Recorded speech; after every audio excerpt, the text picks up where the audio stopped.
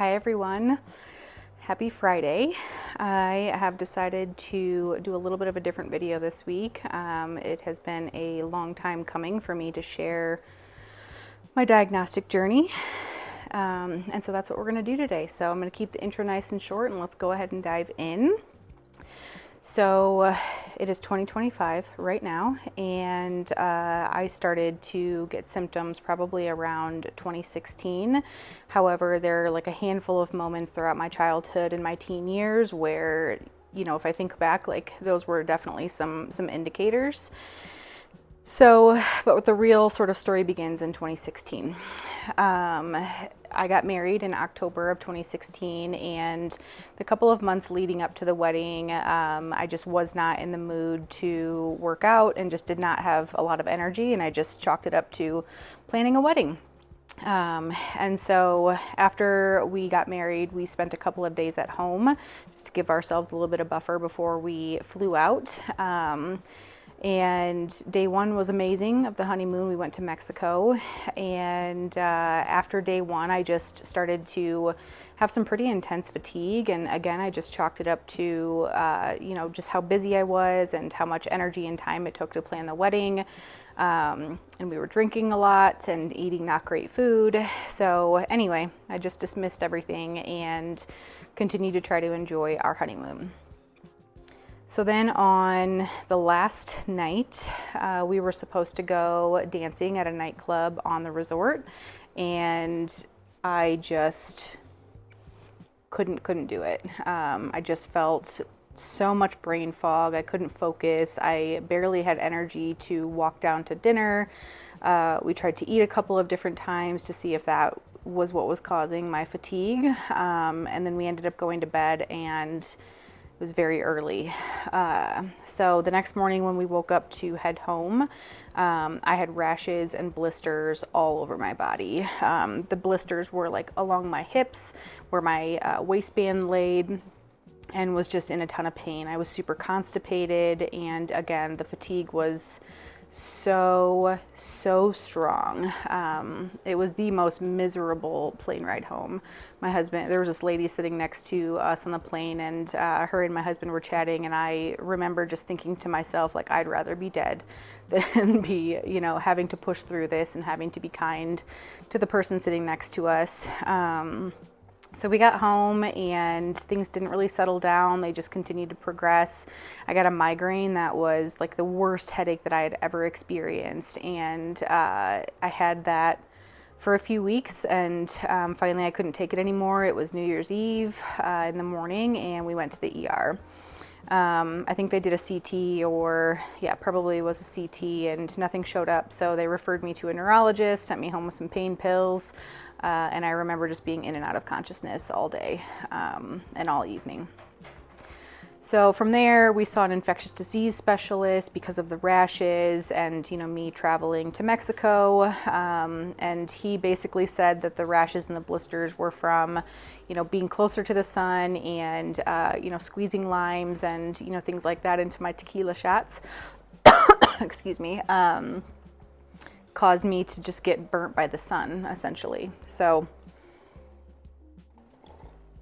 I was like, well, that makes sense. Okay, let's move on, you know? And so I just thought it was gonna take some time to heal. My brain MRI came back fine. They also referred me to rheumatology. I had some like mild inflammatory markers. My rheumatoid factor was a little bit high, but nothing super salient to, you know, help us guide next steps.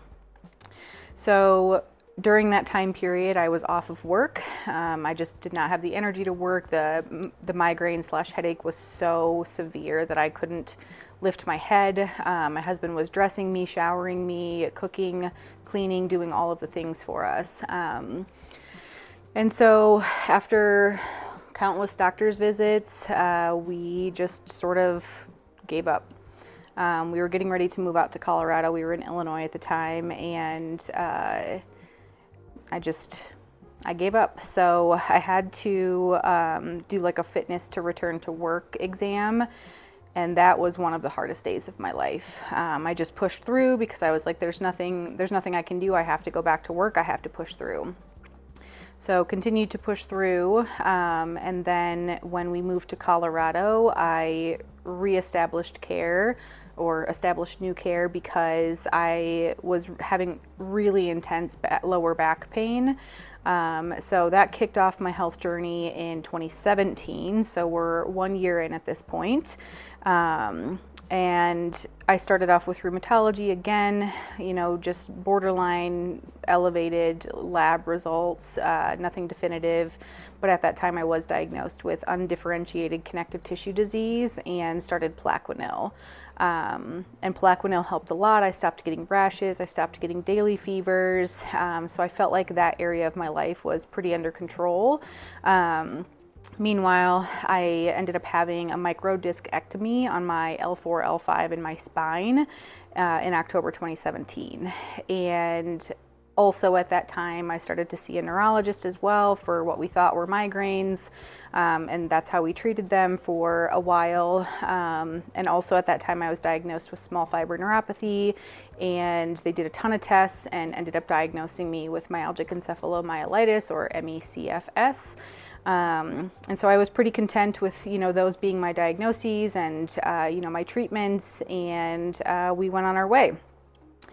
And then I started to have, I was getting a lot of numbness, in my face, my mouth would lock up almost, and I was having these convulsive periods where my heart rate and my blood pressure would fluctuate like crazy, and I would pass out, and then I would be convulsing, and it would sound like radio frequency, like a screeching noise in my ears. And I don't honestly recall what neurology said that was, but I think I was diagnosed with POTS right after that, and then I was treated for POTS for a while.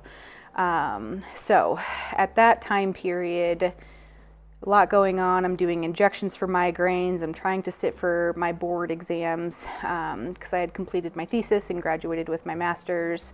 And I did not pass the exam the first 2 times because it is a marathon of an exam. I think it was 8 hours long.